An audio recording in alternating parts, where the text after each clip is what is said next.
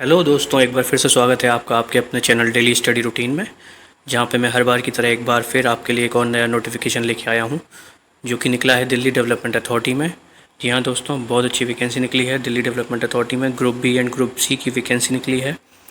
और जैसे कि आप थंबनेल में देख ही चुके होंगे कि इस वैकेंसी का सबसे बड़ा फ़ायदा है कि ये वैकेंसी हमेशा इसकी जो आपकी पोस्टिंग है वो हमेशा दिल्ली में रहेगी, यानी कि कोई भी ट्रांसफ़र नहीं होगा। मेनली दोस्तों, जो गवर्नमेंट जॉब में सबसे बड़ी प्रॉब्लम रहती है गवर्नमेंट जॉब लगने के बाद, वो ट्रांसफ़र पोस्टिंग की प्रॉब्लम रहती है, क्योंकि हर 3 साल 5 साल बाद लोगों का ट्रांसफ़र होता है, जिसमें बहुत प्रॉब्लम रहती है। तो इस वैकेंसी में सबसे अच्छा फ़ायदा है कि आपकी कोई भी ट्रांसफ़र पोस्टिंग नहीं रहेगी, क्योंकि ये पोस्ट निकली है दिल्ली डेवलपमेंट अथॉरिटी, यानी कि लाइफ टाइम आपकी जो पोस्टिंग है वो दिल्ली में ही रहेगी और दिल्ली के ही पूरे प्रेमाइसेस में आपका ट्रांसफ़र हुआ करेगा। जी हाँ दोस्तों, तो आगे बात कर लेते हैं कि कौन कौन सी पोस्ट हैं, कितनी वैकेंसी है, क्या एप्लीकेशन डेट है, क्या एज है, क्या एजुकेशन मांगी है, क्या सिलेक्शन प्रोसीजर है, सब पे बात करेंगे। पर उससे पहले कि मैं चाहूँगा कि आप इस चैनल को लाइक करें, शेयर करें और सब्सक्राइब करना बिल्कुल भी ना भूलें, क्योंकि दोस्तों बहुत मेहनत के बाद ये एक वीडियो जाके तैयार होती है, और ये सिर्फ आपके बेनिफिट के लिए है, जैसे कि आपका कोई भी नोटिफिकेशन ना छूटे। आप लोग इतनी मेहनत कर रहे हैं, तैयारी कर रहे हैं, और वो तैयारी के बाद अगर कोई फॉर्म छूट जाता है, अगर उसे आप नहीं भर पाते, तो उसमें बहुत बड़ा नुकसान है। तो इसीलिए ये टोटली जो वीडियो बनाई जाती है आप लोगों के लिए, बेनिफिट के लिए बनाई जाती है। तो मैं आपसे रिक्वेस्ट करूंगा कि इस चैनल को पहले सब्सक्राइब करें, उसके बाद जी हाँ दोस्तों, तो जो ये वैकेंसी निकली है दिल्ली डेवलपमेंट अथॉरिटी में, ये निकली है टोटल 9 वैकेंसीज़ के लिए। जैसे कि आप देख सकते हैं 9 वैकेंसी, मैं आपको दिखा देता हूँ कौन कौन सी है। Assistant account officer, assistant section officer, architectural assistant, legal assistant, नायब तहसीलदार, जूनियर इंजीनियर सिविल, सर्वाइवर, पटवारी एंड जूनियर सेक्रेटरी असिस्टेंट। तो टोटल 9 वैकेंसीज निकली हैं दोस्तों, ये आप लोग देख सकते हैं। 9 वैकेंसी के लिए नोटिफिकेशन निकला है, और इसके लिए जो डेट है, जो एप्लीकेशन फ़िल करने की डेट है, वो दोस्तों रखी गई है 3 जून 2023 से, यानी कि 3 जून 2023 से 10 बजे मॉर्निंग के आप इसको भर सकते हैं। और जो लास्ट डेट है वो रखी गई है 2 जुलाई 2023 शाम 6 बजे तक। तो आपको 3 जून 2023 से 2 जुलाई 2023 तक इस फॉर्म को फिल कर लेना है। साथ में ही दोस्तों इसमें ऑनलाइन एग्ज़ाम की भी डेट दे रखी है। तो इसमें ऑनलाइन एग्ज़ाम की डेट दे रखी है 1 अगस्त 2023 से 30 सितंबर 2023 तक। तो आपके पास, आपको ये भी पता है कि आपको फॉर्म कब भरना है, आपको ये भी पता है कि आपका एग्ज़ाम कब है, और आपके पास कितना टाइम पीरियड है। एक और चीज़ देख लेते हैं दोस्तों कि इसमें टोटल जो वैकेंसी है वो टोटल वैकेंसी है 684। जी हाँ, टोटल वैकेंसी दी है 687, जो कि बहुत अच्छी वैकेंसी है मुझे लगता है। अगर आपकी तैयारी अच्छी है और आप लंबे समय से तैयारी में लगे हैं तो आपके लिए बहुत अच्छी वैकेंसी है। इसमें एक और चीज़ देख लेते हैं दोस्तों कि ये जितनी भी वैकेंसी हैं, ये असिस्टेंट अकाउंट ऑफिसर है जिसमें 51 टोटल वैकेंसी हैं। असिस्टेंट सेक्शन ऑफिसर, जो कि बहुत अच्छी वैकेंसी है, 125 वैकेंसी है। आर्किटेक्चर असिस्टेंट में 9 वैकेंसी है, लीगल असिस्टेंट में 15 है, नायब तहसीलदार में 4 हैं, जूनियर इंजीनियर में 236 वैकेंसी है, सर्वेयर में 13 वैकेंसी है, पटवारी में 40 वैकेंसी है, जूनियर सेक्रेटरी असिस्टेंट में 194 वैकेंसी, टोटल 687 वैकेंसी है। और दोस्तों ये कोई छोटी मोटी नौकरी नहीं है, ये ग्रुप लेवल 8 की नौकरी है। जो असिस्टेंट अकाउंट ऑफिसर वो है ग्रुप बी की लेवल 8 की वैकेंसी है। Assistant section officer group B की लेवल 7 की वैकेंसी है। आर्किटेक्चरल असिस्टेंट ग्रुप बी की लेवल 7 की वैकेंसी है। नायब लीगल असिस्टेंट ग्रुप बी की लेवल 7 की वैकेंसी है। नायब तहसीलदार ग्रुप बी की लेवल 6 की वैकेंसी है। जूनियर इंजीनियर ग्रुप बी की लेवल 6 की वैकेंसी है। सर्वेयर ग्रुप सी की लेवल 5 की वैकेंसी है। पटवारी ग्रुप सी की लेवल 3 की, और जूनियर सेक्रेटरी असिस्टेंट लेवल सी की ग्रुप सी की लेवल 2 की वैकेंसी है। दोस्तों आप बहुत अच्छे से जानते हैं कि लेवल 8 और लेवल 7 और लेवल 6 बहुत अच्छी पोस्ट होती है। कहीं ना कहीं आपकी सबकी इसमें मोर देन 50,000 सैलरी बनेगी 11 6 एंड अबव में। तो 50,000 सैलरी कोई कम नहीं होती, हमेशा दिल्ली में पोस्टिंग रहेगी, और आगे टाइम के साथ साथ आप बढ़ते भी चले जाएंगे, आपका प्रमोशन होता जाएगा। ठीक है दोस्तों, तो दोस्तों ये है नोटिफिकेशन जो कि निकला है दिल्ली डेवलपमेंट अथॉरिटी में। ये पूरा नोटिफिकेशन मैं आप अपना टेलीग्राम चैनल पर डाल दूंगा, और ये आप वहाँ से जाके डाउनलोड कर सकते हैं। और कोई भी डिटेल होगी तो आप इसमें पूरे नोटिफिकेशन में दे रखी है, आप इजीली देख सकते हैं। टेलीग्राम चैनल का लिंक आपको मेरे इस वीडियो के डिस्क्रिप्शन में मिल जाएगा, आप वहाँ से जाके टेलीग्राम चैनल ज्वाइन कर सकते हैं और इसको डाउनलोड कर सकते हैं। तो आगे बढ़ते हैं दोस्तों, आगे देख लेते हैं कि वैकेंसी इसकी डेट, एप्लीकेशन डेट के बारे में हम बात कर चुके हैं, किस लेवल की पोस्ट है वो भी बात कर चुके हैं। आगे बात करते हैं दोस्तों कि क्या एज रखी गई है। तो दोस्तों असिस्टेंट अकाउंट ऑफिसर की जो पोस्ट है उसके लिए जो एज रखी गई है वो रखी गई है 30 ईयर्स, यानी कि 30 साल से असिस्टेंट अकाउंट ऑफिसर में 30 साल से ज़्यादा की एज नहीं होनी चाहिए। इसके साथ ही अगर हम बात करें तो असिस्टेंट सेक्शन ऑफिसर की जो वैकेंसी है उसमें 30 साल की एज रखी गई है और एज रिलैक्सेशन भी दिया गया है। दोस्तों एज रिलैक्सेशन के बाद आगे हम बात कर लेते हैं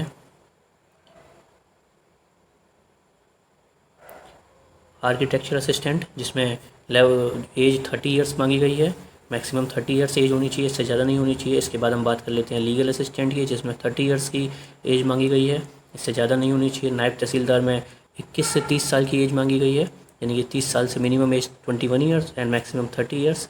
इसके बाद बात कर लेते हैं जूनियर इंजीनियर, इसकी 18 टू 27 के बीच में एज मांगी गई है और सर्वेयर में 18 टू 25 ईयर्स की मांगी गई है। पटवारी में 21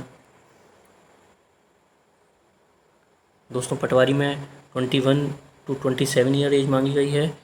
इसके बाद जूनियर सेक्रेटरी असिस्टेंट में 18 टू 27 एज मांगी गई है। साथ ही साथ दोस्तों आप देखेंगे कि इन सभी पोस्टों में जो एज रिलैक्सेशन है, जो as per central government rule है उसके अकॉर्डिंग सब में ओबीसी, एससी, एसटी, पीडब्ल्यूडी सबको एज रिलैक्सेशन मिलेगा। साथ ही कुछ में टीडीए एम्प्लॉयज़ को भी एज रिलैक्सेशन मिलेगा। जैसे इस पर्टिकुलर असिस्टेंट सेक्शन ऑफिसर में आप देख सकते हैं, इसमें अलग से इन्होंने क्लैरिफाई किया है कि as DDA employ possessing required qualification as for prescribed for direct recruitment shall be eligible and the age limit shall not be applicable to them. ठीक है, तो इनके लिए अलग से एज लिमिट कोई भी एप्लीकेबल नहीं हो रही, इनके लिए अलग से एज रिलैक्सेशन है। सिमिलरली यहाँ पे भी डीडीए एम्प्लॉय के लिए अलग से लिखा गया है एज रिलैक्सेशन के बारे में, जो कि लीगल असिस्टेंट में है। इसी तरीके से नायब तहसीलदार में भी एज रिलैक्सेशन दिया गया है अलग से। तो डीडीए वालों को जो है उनके लिए अलग से एज रिलैक्सेशन है, आप लोग देख सकते हैं। इसके बाद दोस्तों बात कर लेते हैं आगे कि इसमें क्या एजुकेशन मांगी गई है। तो दोस्तों ये बहुत अच्छा और बहुत प्रॉपर तरीके से इस नोटिफिकेशन को बनाया गया है, जिसमें बहुत इजीली अगर आप खुद भी देखेंगे तो आपको बहुत इजीली समझ आएगा कि ये नोटिफिकेशन में क्या एज मांगी है, क्या लेवल है, क्या वैकेंसी है, सब कुछ आपको खुद समझ आ सकता है अगर आप देखें तो मैं एक बार फिर भी बता देता हूँ कि असिस्टेंट अकाउंट ऑफिसर जो है उसमें chartered accountant, company secretary, ICWA, master in financial control, MBA, आप देख सकते हैं कि ये वैकेंसी में के लिए ये क्वालिफिकेशन मांगी गई है। इसमें एक और कहा, एक चीज़ कही है जो इन्होंने हाईलाइट करके कहा है, वो कहा है MCOM will not be considered as equivalent qualification, यानी कि MCOM को इसके इक्विवेलेंट नहीं माना जाएगा कि आप सोचें चार्टेड अकाउंटेंट या कंपनी सेक्रेटरी जो करा हुआ है उसके इक्विवेलेंट MCOM को नहीं, वो नहीं माना जाएगा। इसके बाद दोस्तों बात कर लेते हैं असिस्टेंट सेक्शन ऑफिसर, जिसके लिए एक सेकंड दोस्तों, असिस्टेंट अकाउंट ऑफिसर जिसके लिए क्वालिफिकेशन मांगी है बैचलर डिग्री और इक्विवेलेंट, साथ में कंप्यूटर प्रोफिशिएंसी। इसके बाद दोस्तों बात कर लेते हैं आर्किटेक्चर असिस्टेंट, जिसमें आर्किटेक्चर में डिग्री मांगी गई है किसी भी यूनिवर्सिटी से। लीगल असिस्टेंट में no doubt law, degree in law मांगी गई है और 3 साल का एक्सपीरियंस मांगा गया है। उसके अलावा नायब तहसीलदार में डिग्री मांगी गई है जो कि ग्रेजुएशन डिग्री है, जिसमें 50% मार्क्स भी मांगे गए हैं, और computer knowledge and knowledge of application of various regulation and act के, और उसको वो डिज़ायरेबल मांगी गई है, वो ऐसा नेसेसरी नहीं है कि इसके बिना फॉर्म ना भर पाएँ। तो जो एसेंशियल मांगा गया है नायब तहसीलदार में वो ग्रेजुएशन की डिग्री मांगी गई है जो 50% और उसमें अबव मार्क्स होने चाहिए। साथ ही दोस्तों जूनियर इंजीनियर के लिए डिप्लोमा मांगा गया है सिविल इंजीनियर का, या फिर सर्वेयर में आपके लिए देख सकते हैं सर्वेयर में डिप्लोमा मांगा गया है और 2 ईयर नेशनल ट्रेड्स सर्टिफिकेट मांगा गया है और 2 ईयर का एक्सपीरियंस मांगा गया है। पटवारी में आप देख सकते हैं ग्रेजुएट मांगा गया है किसी भी यूनिवर्सिटी से, साथ ही डिज़ायरेबल है कंप्यूटर नॉलेज की और उर्दू या हिंदी की नॉलेज, ये डिज़ायरेबल है, ऐसा नहीं है इसके बिना फॉर्म नहीं भर सकते। तो पटवारी का केवल एजुकेशन जो मांगी है वो ग्रेजुएशन मांगी गई है। और लास्ट दोस्तों जूनियर सेक्रेटरी असिस्टेंट, जिसमें क्लास 12th मांगी गई है। टाइपिंग स्पीड 35 मांगी है, या तो इंग्लिश में 35 हो या हिंदी में 30 वर्ड पर मिनट हो। साथ ही जो टाइपिंग स्पीड है वो कंप्यूटर पे मांगी है, ना कि टाइपराइटर पे। तो ये सारी रिक्वायरमेंट मांगी गई है। इसके बाद बात कर लेते हैं दोस्तों इसके बाद दोस्तों बात कर लेते हैं कि इसमें फ़ीस क्या रखी गई है इस फॉर्म को फिल करने के लिए। दोस्तों इस फॉर्म को फिल करने के लिए आपको टोटल 1000 रुपीज़ की फ़ीस पे करनी है, 1000 प्लस बैंक चार्ज भी साथ में। तो ये जनरल, ओबीसी एंड ईडब्ल्यूएस तीनों के लिए सेम फ़ीस है, तीनों के लिए 1000 प्लस बैंक चार्ज रखी गई है। And SC, ST and female के लिए कोई फ़ीस नहीं रखी गई है। तो एससी, एसटी, फीमेल को छोड़ के सबके लिए फ़ीस रहेगी दोस्तों, यानी कि जनरल, ओबीसी एंड ईडब्ल्यूएस के लिए 1000 प्लस बैंक चार्ज। तो दोस्तों इसके बाद बात कर लेते हैं कि इसका सिलेक्शन प्रोसीजर क्या रहेगा। तो मैं आपको एक 1 बाय 1 सारी पोस्ट का बताता जाता हूं, जैसे कि नोटिफिकेशन में दे रखा है, आप लोग भी देख सकते हैं। असिस्टेंट अकाउंट ऑफिसर, जो कि single stage computer based exam है, और जिसके बाद इंटरव्यू किया जाएगा जो भी शॉर्टलिस्टेड कैंडिडेट है उनके लिए। तो दोस्तों इसमें हम देख सकते हैं कि वो 120 मार्क्स के क्वेश्चन रहेंगे और टोटल 120 क्वेश्चन रहेंगे, यानी कि 1 मार्क्स का एक क्वेश्चन रहेगा। और जो ये एग्ज़ाम है टोटल 2 आवर्स का रहेगा। केवल एक ही एग्ज़ाम रहेगा असिस्टेंट अकाउंट ऑफिसर में, उसके बाद इंटरव्यू होगा जो भी सिलेक्टेड होंगे। इसके बाद दोस्तों बात कर लेते हैं assistant section officer. Assistant section officer को इन्होंने 2 सेक्शंस में डिवाइड किया है, यानी कि स्टेज 1 एंड स्टेज 2। और उसके बाद इसमें रखा गया है कंप्यूटर प्रोफिशिएंसी टेस्ट। तो स्टेज 1 की बात कर लेते हैं सबसे पहले। स्टेज 1 में जो एग्ज़ाम होगा दोस्तों, वो होगा टोटल 200 मार्क्स का एग्ज़ाम, यानी कि 50 मार्क्स में जनरल इंटेलिजेंस रीजनिंग, 50 मार्क्स में जनरल अवेयरनेस, 50 मार्क्स में क्वांटिटेटिव एप्टीट्यूड, 50 मार्क्स में इंग्लिश कॉम्प्रिहेंसिव। और इन सब के 25-25 क्वेश्चन आएंगे। It means her question 2 marks का होगा। और इन सबको करने के लिए दोस्तों रखा गया है, जो टाइम रखा गया है वो रखा गया है 1 आवर, यानी कि 1 घंटे का आपको टाइम मिलेगा। और इस 1 घंटे में 100 क्वेश्चन होंगे और इन 100 क्वेश्चन के 200 मार्क्स होंगे। ये दोस्तों क्वालिफाइंग नेचर का एग्ज़ाम है। आप इसमें क्वालिफाई होते हैं, केवल इसके मार्क्स नहीं जुड़ेंगे। अगर आप इसमें क्वालिफाई होते हैं तो आपको स्टेज 2 के लिए बुलाया जाए। तो दोस्तों आप लोग देख सकते हैं जो स्टेज 2 का पैटर्न रखा गया है, उसमें अलग अलग 4 सेक्शन रखे गए हैं, जिसमें हर सेक्शन में 2-2 सब्जेक्ट का एग्ज़ाम रखा गया है मोस्टली। तो हम देख सकते हैं सेक्शन 1 में जो रखा गया है वो मैथमेटिक्स एबिलिटी रखा गया है। मैथमेटिक एबिलिटीज़ का रखा गया है, जिसमें टोटल नंबर ऑफ़ क्वेश्चन 30 हैं और जो 30 क्वेश्चन के मार्क्स हैं वो 90 मार्क्स, यानी कि हर क्वेश्चन 3 मार्क्स का रहेगा। सिमिलरली जो दूसरा इसमें एक एग्ज़ाम होगा साथ में, वो होगा रीजनिंग का, उसके भी 30 क्वेश्चन होंगे और 90 मार्क्स होंगे। और इस पूरे इसको सेक्शन को करने के लिए आपके लिए पास 1 घंटा होगा। इसके बाद जो सेक्शन सेकंड रहेगा उसमें आपकी इंग्लिश रहेगी एंड जनरल अवेयरनेस रहेगी। इसमें इंग्लिश के 45 मार्क्स रहेंगे, टोटल 3 नंबर का एक क्वेश्चन तो 135 मार्क्स के रहेंगे। और जनरल अवेयरनेस के क्वेश्चन टोटल 25 रहेंगे, जिसमें 75 मार्क्स के क्वेश्चन रहेंगे। और इसमें भी करने के लिए दोस्तों आपको 1 घंटा मिलेगा।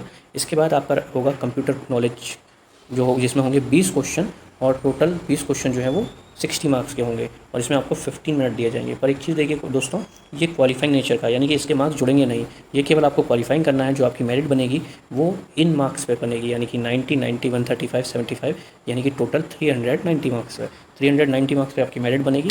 और इसके बाद ही जैसे ही आपका एग्ज़ाम कंप्लीट होगा, इसके बाद आपका एक टेस्ट रखा जाएगा है, जो टाइपिंग टेस्ट रहेगी।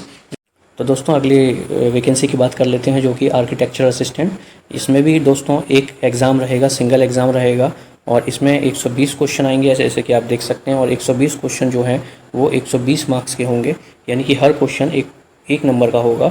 और इसमें जो टोटल टाइम मिलेगा आपको वो मिलेंगे 2 आवर्स। और दोस्तों एक और चीज़ बता देता हूँ कि इन सभी एग्ज़ाम्स में नेगेटिव मार्किंग रहेगी, जो कि रहेगी 1/3 की, राइट। इसके अलावा इसमें जो टेस्ट का पैटर्न रहेगा उसमें रीजनिंग रहेगी, क्वांटिटेटिव एप्टीट्यूड रहेगी, जनरल अवेयरनेस रहेगा और इंग्लिश रहेगा। और इसके अलावा जो ट्रेड के आर्किटेक्चरल ट्रेड के हैं उसके क्वेश्चन रहेंगे। इसके बाद दोस्तों बात कर लेते हैं लीगल असिस्टेंट के। ये भी एक सिंगल बेस्ड एग्ज़ाम है। इसमें भी 120 क्वेश्चन आएंगे, 120 मार्क्स के होंगे, 2 घंटे का एग्ज़ाम होगा। सेम पैटर्न रहेगा, reasoning, math, general awareness, English और ट्रेड के क्वेश्चन, यानी कि लीगल के क्वेश्चन। इसके बाद दोस्तों अगला रहेगा नायब तहसीलदार। ये भी सिंगल एग्ज़ाम रहेगा। इसमें भी सेम 2 घंटे का रहेगा, 120 क्वेश्चन रहेंगे और इसमें भी नेगेटिव मार्किंग रहेगी। और जो इसमें सब्जेक्ट रहेगा वो आप देख सकते हैं, reasoning, quantitative aptitude, general awareness and English. इसके बाद दोस्तों बात कर लेते हैं जूनियर इंजीनियर की। ये single stage computer based examination रहेगा, 120 क्वेश्चन रहेंगे, 120 मार्क्स का रहेगा, नेगेटिव रहेगी, 2 घंटे का एग्ज़ाम रहेगा और यही सेम पैटर्न रहेगा। सर्वेयर में दोस्तों सिंगल स्टेज रहेगा, सेम पैटर्न रहेगा, आप देख सकते हैं ये है आपके सामने सेम पैटर्न रहेगा दोस्तों। इसके बाद बात कर लेते हैं पटवारी में। पटवारी दोस्तों 2 स्टेज का रखा गया है। पटवारी में 2 स्टेज में क्या क्या रखा गया है मैं आपको दिखा देता हूँ।